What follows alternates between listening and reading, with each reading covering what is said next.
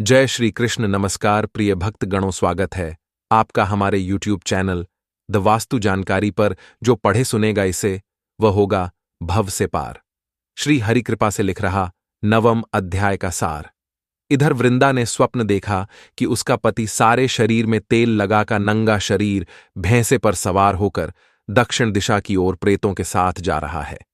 यह स्वप्न देखा उसे बड्डी चिंता हुई और अटारी तथा गौशाला कहीं भी विश्राम नहीं मिला। तब वह एक वन से दूसरे वन में चली गई। वहां वृंदा ने सिंह जैसे मुख वाले 2 राक्षस देखे। उन्हें देखते ही वह डर के मारे भागी। आगे जाकर उसके शिष्य सहित एक तपस्वी मुनि को देखा और उनसे अपनी रक्षा के लिए कहा। उसकी प्रार्थना पर मुनि ने अपनी एक हुंकार से उन राक्षसों को भगा दिया। तत्पश्चात वृंदा ने मुनि से विनयपूर्वक कहा कि महाराज, मेरे पति जालंधर तथा महादेव जी में घोर युद्ध हो रहा है। उसमें किसकी विजय होगी, कृपा करके बताइए, क्योंकि आप सर्वज्ञ हैं। यह सुनकर मुनि ने ऊपर को देखा। उसी समय 2 बंदरों ने आकर मुनि को प्रणाम किया और मुनि के संकेत पर वे दोनों बंदर वहां से चले गए।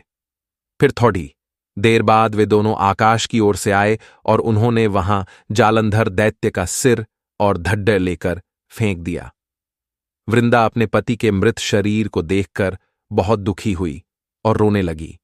तत्पश्चात मूर्छित होकर पृथ्वी पर गिर पड्ढी मुनि ने अपने कमंडलू से उस पर जल छिड़का तो उसे चैतन्यता आई। तब वह पुनः विलाप करती हुई मुनि से बोली कि महाराज, जिसने देव, गंधर्व और विष्णु सहित तीनों लोकों को जीत लिया, वह शिव के हाथ से कैसे मारा गया? हे मुने, आप बड्ढे सामर्थ्यवान हैं, किसी प्रकार मेरे पति को फिर जीवित कर दीजिए। तब मुनि कहने लगे कि शिवजी के हाथ से मरे हुए को कौन जीवित कर सकता है, परंतु फिर भी तुम पर कृपा करके हम इसको जीवित कर देते हैं। ऐसा कहकर मुनि अंतर्ध्यान हो गए और जालंधर जीवित होकर वृंदा के साथ प्रेमलाप करता हुआ आलिंगन वृद्ध हो गया। वृंदा भी अपने पति के वेश में विष्णु के साथ उस वन में रमण करती रही। परंतु एक दिन मैथुन के पश्चात अपने पति के वेश में विष्णु को देखकर वह अत्यंत क्रोधित हुई और श्राप देती हुई बोली कि तुमने मेरा पतिव्रत धर्म नष्ट किया है, इसलिए मैं तुमको श्राप देती हूं। निश्चित ही वह कपट मुनि तुम ही थे, और तुमने जो 2 राक्षस कपट के बनाए थे वही कालांतर में तुम्हारी स्त्री का हरण करेंगे, और जो तुम्हारा शिष्य था वह बंदर रूप धारण कर तुम्हारी सहायता करेगा। फिर कहा कि शिला पत्थर हो जाओ। नारद जी कहने लगे कि हे राजा पृथु, भगवान कृष्ण ने देवताओं तथा आपने भक्तों के कार्य के लिए पतिव्रता वृंदा का यद्यपि शील हर लिया, परंतु वे मन ही मन अत्यंत दुखी हुए और बोले, हे वृंदे, मैंने तुम्हारे श्राप को ग्रहण किया, अतः मैं अवश्य शिला रूप में हो जाऊंगा, परंतु तुम भी वृक्ष रूप होकर मुझको मिलोगी। उसी समय वृंदा अपने पति के चरणों का ध्यान करके विष्णु के मना करने पर भी अग्नि में प्रवेश कर गई। नारद जी कहते हैं, हे राजा पृथु, इधर शिवजी बड्ढे भयंकर वेग से राक्षसों को मारने लगे। शिवजी की इस तीक्ष्ण बाण वर्षा के आगे शुंभ और निशुंभ भी न ठहर सके और वह युद्ध से भाग खड्डे हुए। तब शिवजी ने उनको श्राप दिया, क्योंकि तुम युद्ध क्षेत्र से भाग गए हो, इसलिए पार्वती के हाथ से मारे जाओगे। उधर जिस समय वृंदा का पतिव्रत धर्म नष्ट हुआ, तभी जालंधर का बल समाप्त हो गया। ठीक इसी समय विष्णु ने अपना सुदर्शन चक्र अपने तेज सहित शिव को दिया। फिर शिवजी ने अपना ऋषियों के तप का, पतिव्रता स्त्रियों का तथा ब्रह्मा जी का तेज उसमें जोड़कर जालंधर दैत्य पर छोड़ा दिया, जिससे उसका सिर कटकर भूमि पर गिर गया। सिर और धड्डा अलग होते ही जालंधर का तेज उसके शरीर से निकल श्री शिवजी में तथा वृंदा का तेज श्री पार्वती जी में समा गया। उधर विष्णु वृंदा की चिता में लौटने लगे।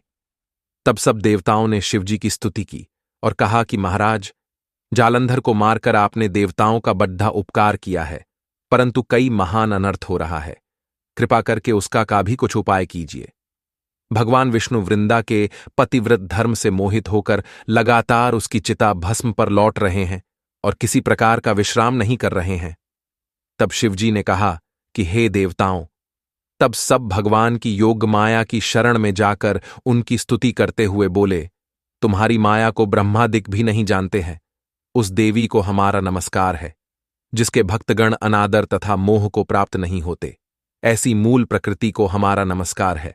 उस समय देवताओं ने एक तेज देखा और आकाशवाणी सुनी कि गौरी, लक्ष्मी और सरस्वती रजोगुण, सतोगुण और तमोगुण रूप में मैं ही हूं। वही तीनों तुम्हारा कार्य सिद्ध करेंगी। उन देवियों की तुम आराधना करो। फिर उन तीनों देवियों ने प्रकट होकर 3 बीज दिए और कहा कि इन तीनों बीजों को जहां पर विष्णु मैं जाकर बो दो और अपना कार्य सिद्ध करो। देवताओं ने तीनों बीज ले जाकर जहां पर वृंदा की चिता पर भगवान विष्णु लौट रहे थे जाकर बो दिए। उन तीनों बीजों से 3 वृक्ष उत्पन्न हुए। रजोगुण सरस्वती से आंवला, तमोगुण गौरी से तुलसी और सतोगुण लक्ष्मी से मालती हुई। श्री लक्ष्मी जी ने अपना बीज ईर्ष्या युक्त होकर दिया था, इसलिए मालती भगवान पूजा में निंदित तथा आवनला और तुलसी भगवान को अतिप्रिय हुए।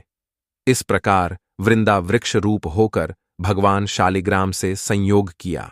इसी कारण कार्तिक के उद्यापन में भगवान की पूजा तुलसी के मूल में होती है। नारद जी कहते हैं कि हे राजा पृथु, जिस घर में तुलसी का वृक्ष होता है उसमें यमदूत कभी नहीं जाते।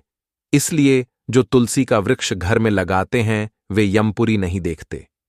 नर्मदा तथा गंगा का जल और तुलसी का पूजन, ये तीनों करे बराबर हैं। मनुष्य तुलसी तथा आवनला की छाया में अपने पितरों का श्राद्ध करता है, उसके पितर मोक्ष को प्राप्त हो जाते हैं।